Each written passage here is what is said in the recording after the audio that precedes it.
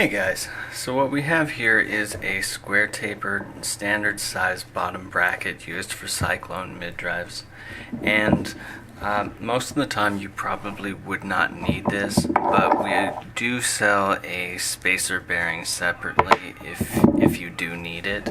Now, for what you might need this for is, see how you can kind of you pull this out, and this is how this would be spaced out.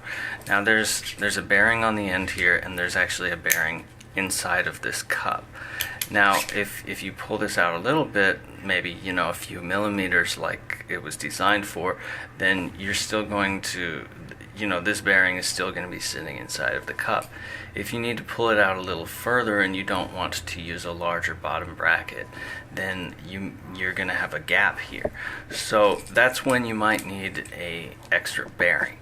And so how this would work is you'd put this on like this, and just put this back on like this, and now you have your extra bearing on there, and you're gonna have a little less play in the spindle. See how it's not really moving at all. If you remove one of these and you pull it out a bit, you're gonna see a little bit more than you would otherwise.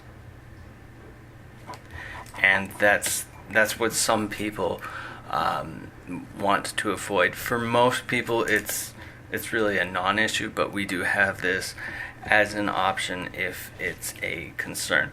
It's notable that you probably don't need this for the ISIS bottom bracket version, because that has a little bit better tolerances, and it's usually good to go no matter what. So, but if you have a square taper bottom bracket and you have a little play, definitely check out this spacer bearing if you need it.